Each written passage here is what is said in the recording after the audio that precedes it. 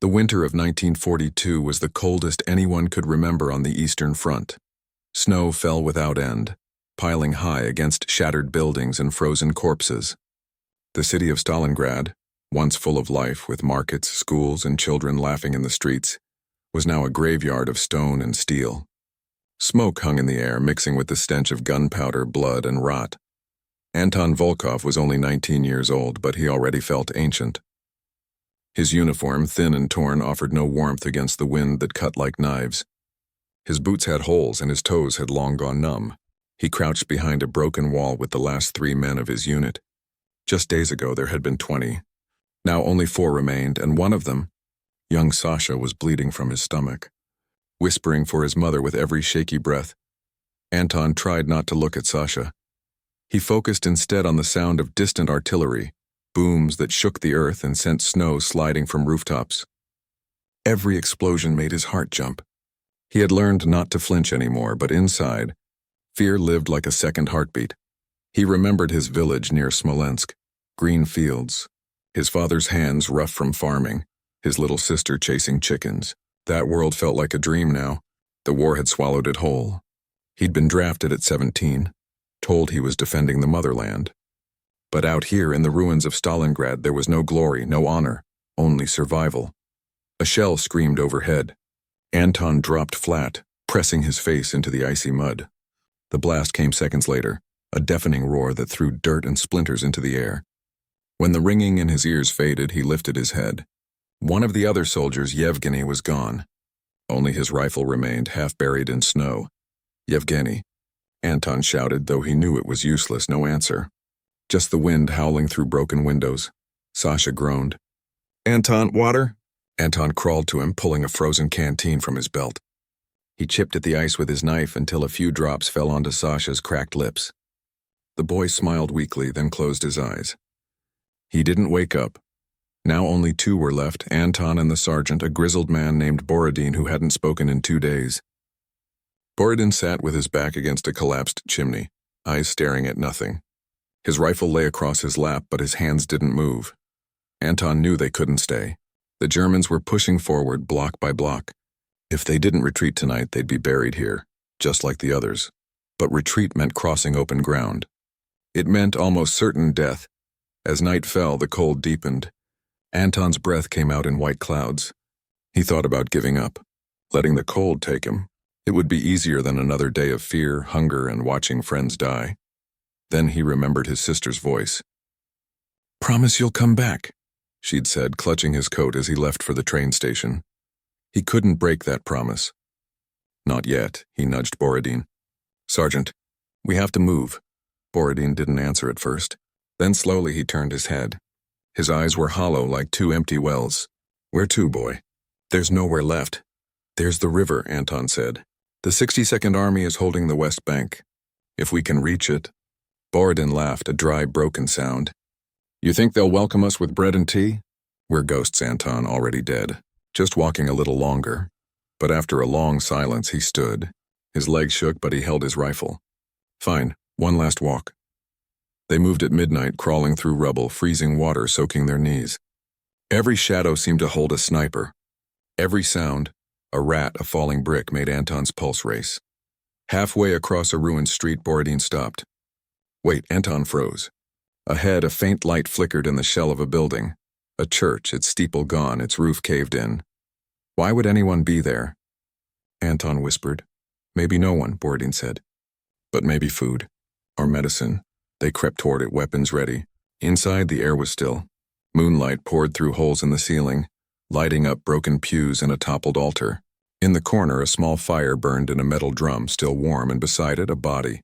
An old man in civilian clothes lying on his side. His face was peaceful, as if he'd simply fallen asleep. On his chest lay a small, leather-bound notebook. Borodin checked the man for wounds. "Starved," he muttered. "Or froze." Hard to tell. Anton picked up the notebook. The cover was worn soft. He opened it carefully. Inside, neat handwriting filled the pages, not military orders, but poems. About spring. About love. About stars over the Volga River. One poem was titled, "For the Children Who Will Never See Peace." Anton's throat tightened. He looked at the old man's face again. This wasn't a soldier. This was a teacher, maybe. Or a writer. Someone who stayed when others fled, choosing to bear witness with words instead of weapons. He died writing, Anton said softly. Borodin grunted. Waste of time. Words don't stop bullets, but Anton didn't agree. Not anymore. He tucked the notebook into his coat next to his heart. It felt warm, even through the layers of wool and fear. Outside, the wind howled. Somewhere, a machine gun fired in short bursts. The war hadn't paused for poetry. It never would. But as Anton stepped back into the snow, something had changed inside him. He wasn't just fighting to survive. He was fighting to remember. To carry this man's words and the faces of Sasha, Yevgeny, and all the others out of this frozen hell. If he died tomorrow, at least someone might find the notebook. And know that even in the worst darkness, people still tried to speak of light. Borodin led the way toward the river, moving like a shadow. Anton followed, clutching the book, his numb fingers slowly coming alive with purpose. The war was brutal, more brutal than anyone should ever know. But as long as one person remembered, humanity wasn't lost. And so, step by step through ice and ruin, Anton walked on, not as a soldier, but as a witness. The galaxy might never hear his name, but on Earth, in the silence between explosions, his choice mattered. He would live, and he would tell the truth. The morning of August 6, 1945, began like any other in Hiroshima. The sun rose soft and golden over the city, warming the tiled roofs and narrow streets. Birds sang in the trees. Children walked to school with their books tied neatly in cloth. In a small wooden house near the center of town, 12-year-old Keiko Tanaka sat at the low table in her family's living room, folding a paper crane. She had made dozens already, bright red, blue and yellow cranes strung together with thread. Her grandmother had taught her the old story. If you fold 1,000 paper cranes, your wish will come true. Keiko's wish was simple. She wanted peace. She wanted the war to end so her older brother, who had been sent to work in a factory far away, could come home. She wanted to hear her father laugh again. Outside, the air was calm. No sirens, no bombers, just the gentle hum of a city waking up. At 8:15 a.m., the sky turned white. Keiko didn't hear the plane. She didn't see the flash. One moment, she was pressing a crease into the paper crane's wing. The next, everything vanished in a blinding light so bright it burned through walls, through skin, through time itself. The blast hit like a giant's fist. The house exploded inward. Wood, glass, and tiles flew through the air. Keiko was thrown backward, her body slamming into the wall before everything went black. When she woke, the world was silent. Not peaceful, just empty. No birds. No voices, no wind. Only a thick, choking dust that floated in the air like gray snow. Her ears rang. Her head throbbed. She tried to sit up, but her arms wouldn't move right. She looked down. Her skin was red and blistered as if she'd been dipped in boiling water. Her summer dress was torn and covered in ash. "Mama?" she called, her voice hoarse. No answer. She crawled out of the rubble, coughing. The street was gone. Where houses once stood, there were only skeletons of wood and twisted metal. Fires burned in the distance. People stumbled like ghosts, naked, bleeding, their hair singed off. Some held their own skin in their hands, as if it had melted away. Keiko saw a woman cradling a baby that wasn't moving. A man sat on the ground, staring at his missing legs. No one screamed. They were too shocked, too hurt. The silence was worse than any cry. She called for her family again. "Papa, Mama! Hiroshi!" Nothing. Then she saw them. Near what used to be their garden, 3 shapes lay under a fallen beam. Her mother's hand reached out, fingers curled. Her father's glasses were cracked, lying in the dirt. Her little brother, Hiroshi, only 6 years old, was curled up like he was sleeping. But his face was gray and his lips were blue. Keiko tried to run to them, but her legs gave out.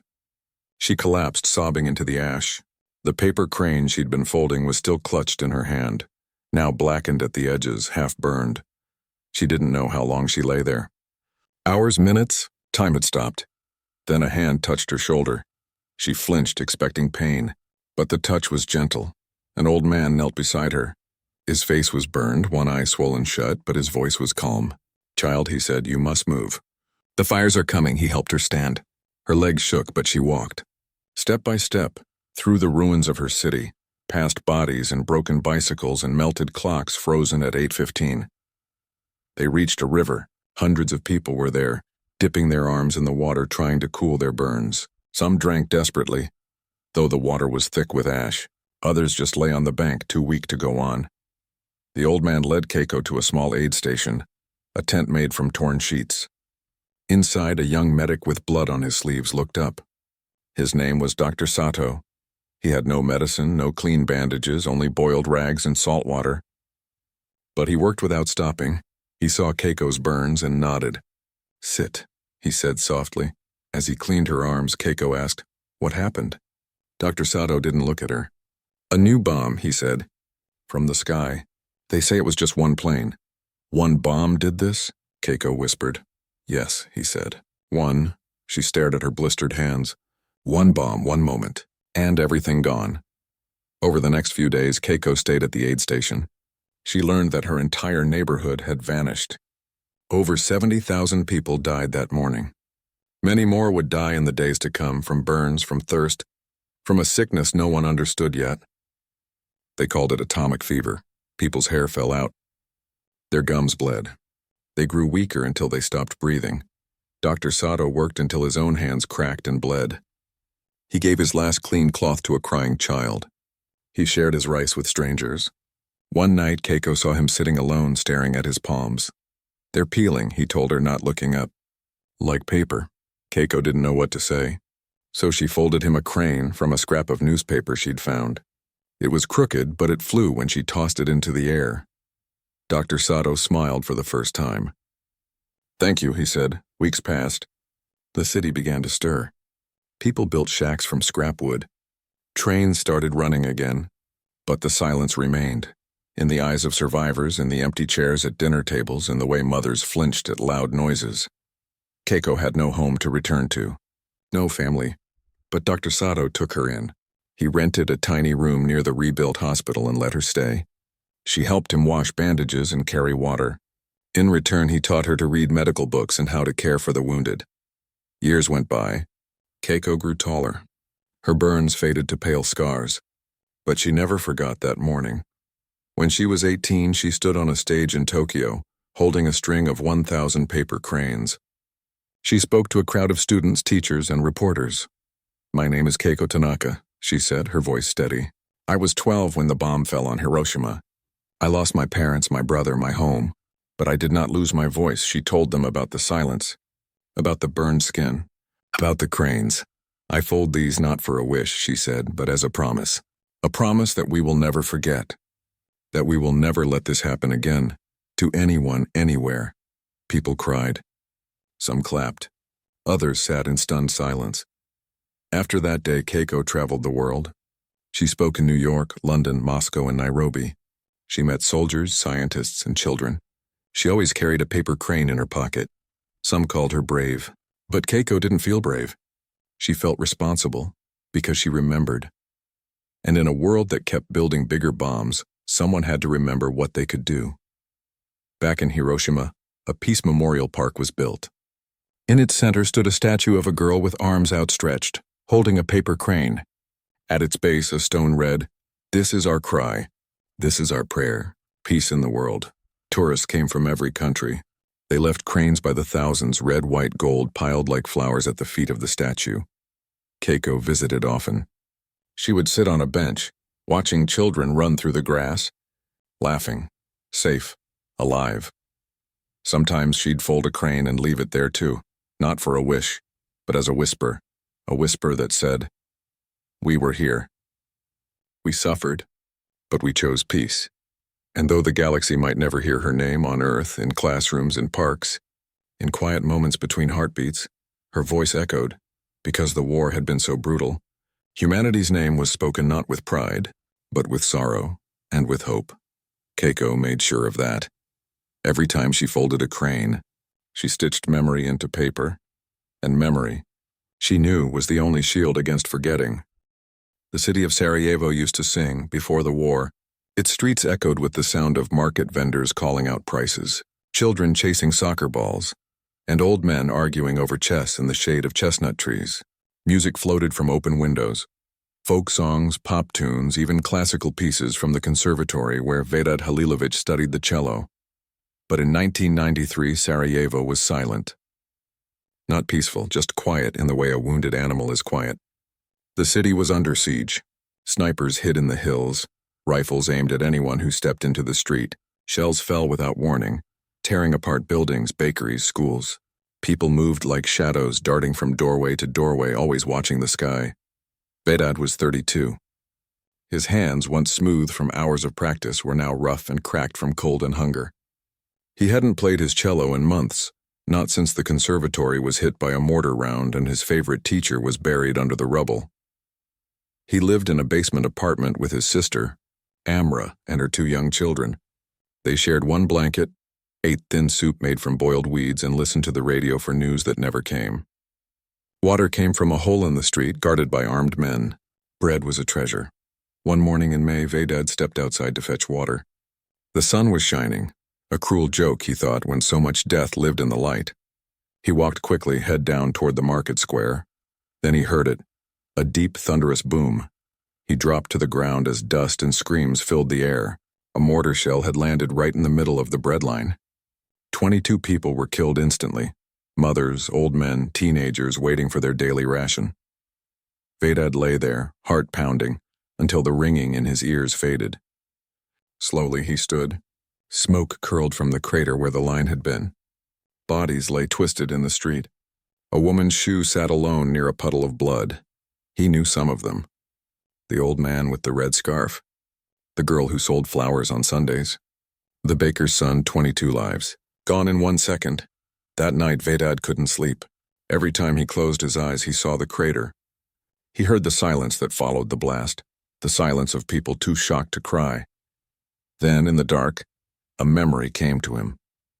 A piece of music, Albinoni's Adagio in G minor, a slow, sad song his teacher had played at funerals. Music, the old man used to say, is how we mourn when words fail. Vedad got up. He went to the corner of the room where his cello stood, covered in dust. He wiped it clean with his shirt. His fingers trembled as he tuned the strings. The next morning, he carried the cello to the market square. People stared as he walked past shattered storefronts and sandbag walls. Some shouted, "Are you crazy? Get inside!" But Vedad kept walking. He stopped at the edge of the crater, the place where 22 people had died.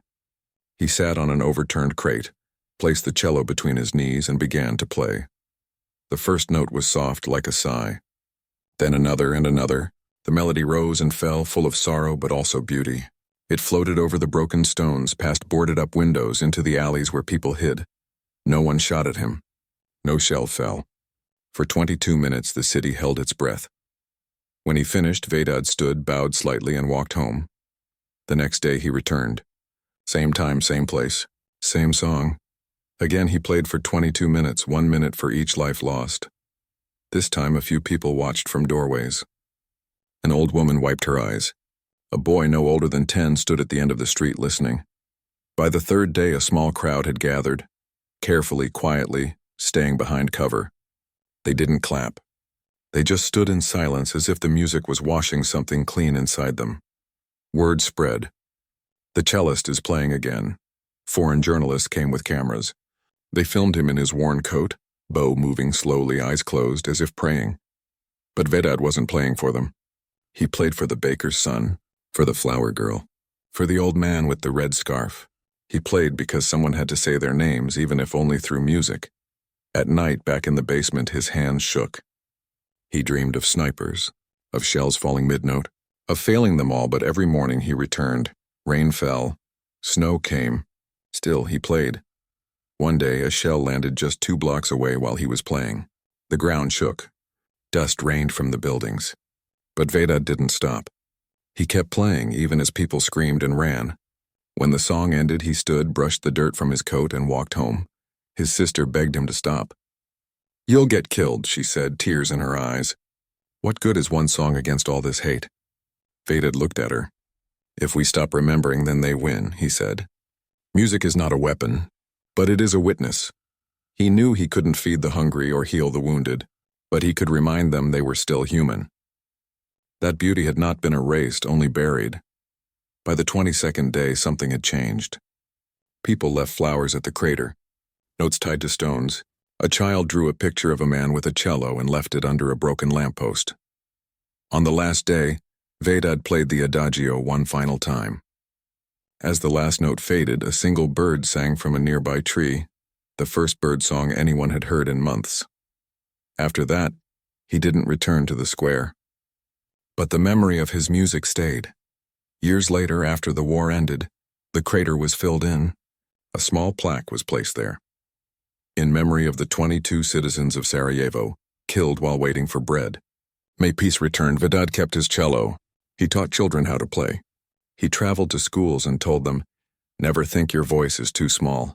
Even one song can light a dark room." He never called himself a hero. He was just a man with a cello and a broken heart who refused to let silence win. Because in a city where neighbors once shot at each other over old grudges, his music said, "We are more than our anger. We are more than our pain." And though the world moved on, forgetting Sarajevo as it forgot so many wars, those 22 minutes lived on, in recordings and stories, in the quiet courage of anyone who chooses kindness in the face of cruelty. The galaxy might never hear Vedad's name.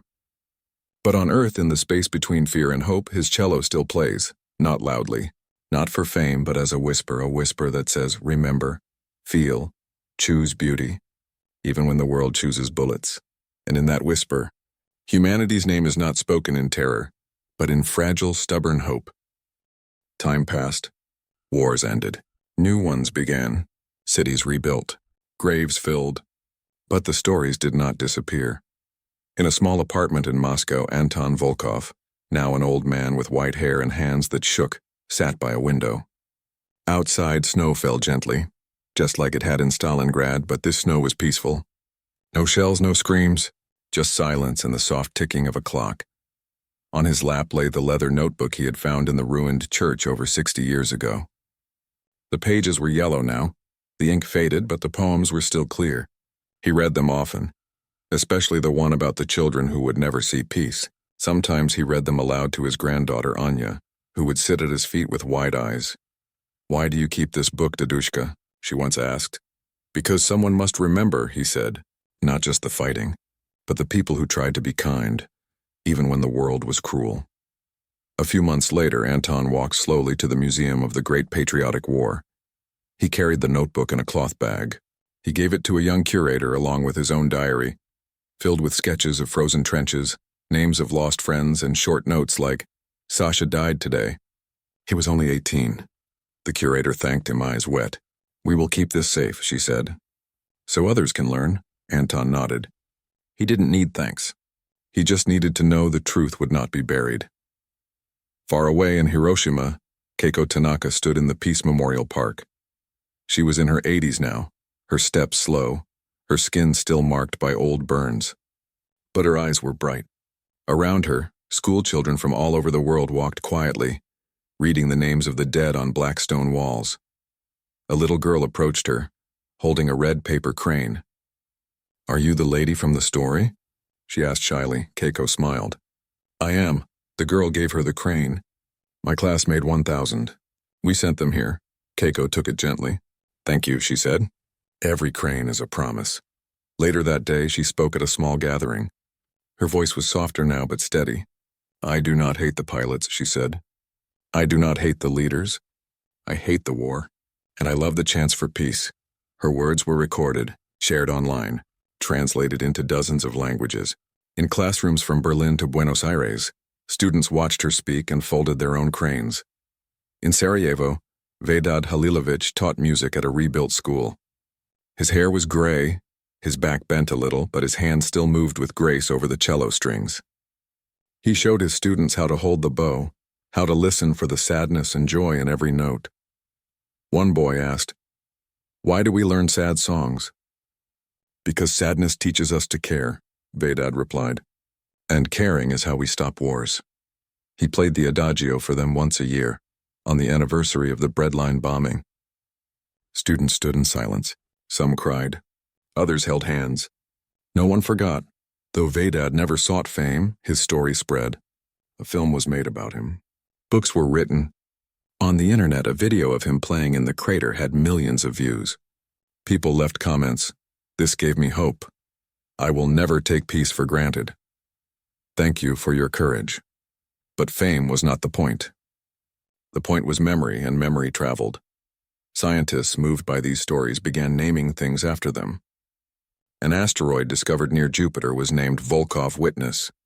Another, drifting near Mars, was called Tanaka Peace.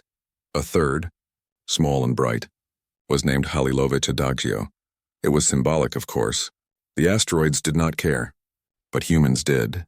And in naming stars after survivors, people whispered a truth into the universe. We are more than our wars. Yet, even as these names floated among the stars, new wars broke out on Earth. In Rwanda, neighbors turned on each other with machetes. In Syria, children dug through rubble for bread. In Ukraine, families fled their homes as bombs fell on cities that once knew peace. Each time, the world watched. Some helped. Many looked away. And the galaxy, if it could feel, might have sighed. For humanity's name was not whispered in pride, but in sorrowful awe. How could a species that wrote poetry, folded paper cranes, and played cello in war zones also build bombs, dig mass graves, and teach children to hate? The answer was not simple. But the witnesses kept speaking. In schools, teachers showed Anton's diary. They read Keiko's speeches. They played Vedad's music. Students wrote essays. What would I do in a war? How can I be kind when others are cruel? Some joined peace groups. Others became doctors, artists, or diplomats. A few even became soldiers, but promised to protect, not destroy. The stories became seeds. In a refugee camp in Jordan, a Syrian girl named Lena drew a picture of a paper crane with wings made of stars. She wrote beneath it, "For Keiko, thank you for showing us light." In a village in Rwanda, a boy named Jean planted a tree where his family had died. He called it the memory tree. Every year, he placed a small stone at its base, one for each person lost. In Kiev, during a new invasion, a teenager filmed herself reading Anton's poem about spring while hiding in a subway station. The video went viral. Millions watched. Millions wept. The galaxy did not hear these acts, but Earth did. And slowly, quietly, the whisper grew. Not a shout of victory, not a cry of blame. Just a soft, steady voice saying, "Remember, choose differently. Honor those who suffered by building something better." Older generations passed away. Anton died in his sleep, the notebook on his nightstand. Keiko passed peacefully in her garden, a crane in her hand. Vedad played his cello one last time at his own funeral. His students played for him, but their work did not end. Museums displayed their belongings. Schools taught their lessons. Parents told their children their stories at bedtime, and in the quiet moments when a child folds a paper crane, when a musician plays a sad song for the lost, when an old man reads a poem to his grandchild, the war's terror is met not with more violence, but with remembrance.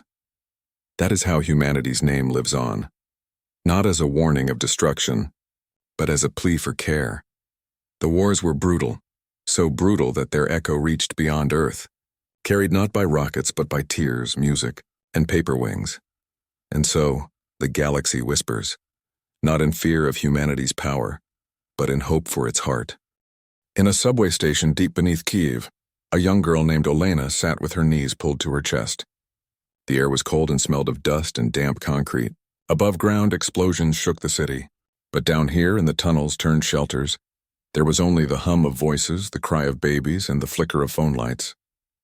Olena was 10 years old. She had not seen the sun in 3 days. Her school was closed. Her cat was missing. Her father was somewhere on the front line, and her mother worked at a hospital that had been hit twice. But Olena had one treasure, a small worn book her grandmother had given her before the war came again. It was Keiko Tanaka's diary, the story of a girl in Hiroshima who survived the bomb and spent her life asking the world to choose peace. By the dim light of her mother's old flashlight, Olena read the words again. "We were burned by fire from the sky," Keiko had written, "but we chose not to burn others in return." Olena looked around. People were scared, angry. Some shouted at the news on their phones. Others cried quietly in corners. But no one was hurting each other down here. They shared bread. They gave blankets to strangers. A woman sang a lullaby to a child who wasn't hers, maybe. Olena thought that was how peace began, not with big speeches, but with small kindnesses. She reached into her bag and pulled out a sheet of paper, a page torn from an old notebook. With careful fingers, she began to fold a crane. Far away in Sarajevo, a teenager named Armin sat in his room, headphones on. Outside, spring flowers bloomed in parks where snipers once hid. The war was long over, but its shadow remained in the stories elders told and the empty chairs at family dinners. Armin had just posted a video online. It showed him playing Vedad Halilovich's cello piece, the Adagio in G minor, in the same market square where 22 people had died waiting for bread. He played it slowly with feeling. At the end, he held up a sign. They tried to bury us. They didn't know we were seeds. The video spread fast. People from all over the world left comments. This made me cry. My grandfather survived Stalingrad. He would have loved this. Never forget, Armin didn't do it for likes. He did it because his grandfather had told him about Vedad. He played when everyone else was silent, the old man had said. That took more courage than shooting a gun. Now, Armin wanted to pass that courage on. In Volgograd, once called Stalingrad, a veteran named Ivan placed a small, leather-bound notebook on a stone wall at the memorial park. The notebook belonged to Anton Volkov, his old friend who had died last winter. Inside were poems from a dead schoolteacher and Anton's own shaky handwriting. I will live to tell. Ivan stepped back. Snow had just begun to fall, soft and quiet. Tourists walked by, some stopping to read the names carved in stone. A group of schoolchildren stood in a line listening to their teacher. The war took everything, the teacher said gently, but it could not take their humanity. One boy reached out and touched the notebook. Did he really carry this through the whole war? He asked. Yes, Ivan said, and he gave it to us so we would remember. Back in Kiev, Olena finished her crane. It wasn't perfect, the paper was wrinkled, the wings uneven, but it was hers. She tied a small blue thread around its neck and hung it on a string already filled with dozens of others. Other children had added theirs too. Red, yellow, green, each one a silent wish. Her mother sat beside her, tired but smiling. What did you wish for? She asked. Olena thought for a moment. Not a wish, she said. A promise. Like Keiko, what promise?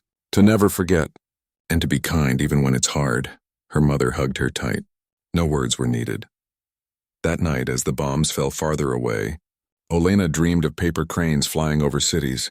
Hiroshima, Sarajevo, Stalingrad, Kiev, all connected by invisible threads of memory. She woke to the sound of rain. The explosions had stopped. For now. Above ground, the sun rose over broken buildings and blooming weeds. Life, stubborn and quiet, pushed through the cracks. In classrooms around the world, teachers opened books. They showed photos of Anton in his thin uniform, Keiko holding her cranes, Vedad playing his cello in the ruins. Students listened. Some cried. Others asked questions. Could it happen again? What can I do? The teachers didn't give easy answers, but they said this, remember their names. Choose kindness. Speak up when others are hurt. And so the stories lived, not in grand monuments alone, but in small acts, a shared meal in a shelter, a song played for the lost, a poem read to a grandchild, a crane folded by a child who never knew war but refused to forget it. The galaxy did not hear these things. Stars do not care about human pain or hope, but people do, and that was enough. Humanity's name was whispered not because it conquered space or built mighty weapons. It was whispered because again and again in the darkest times, ordinary people chose light. They chose to remember when the world wanted them to. Forget. They chose to heal when others chose to. Hate. They chose to fold paper cranes instead of loading guns. That was the real miracle. Not that they survived the war, but that they refused to let the war survive in their hearts. Olena grew up. She became a teacher. In her classroom, she kept a string of cranes hanging by the window. Every year on August 6th, she told her students about Keiko. On May 27th, the day of the breadline bombing, she played Vedad's music. And every winter, she read Anton's poem about spring. Her students asked, "Why do we learn this?" Because, she said, the war was so brutal the galaxy whispers humanity's name in terror. But we can change the whisper. We can make it say they remembered. They chose peace. And so the whisper changed, not all at once, not everywhere, but in enough hearts to matter, in enough hands that folded cranes, played songs, and passed down stories. The wars did not end. Pain did not vanish, but neither did hope. And as long as one child read a diary by flashlight, as long as one musician played for the lost, as long as one old man placed a notebook on a memorial wall, humanity's name would not be spoken only in terror. It would also be spoken in awe at how fragile people are and how strong they can be when they choose to care.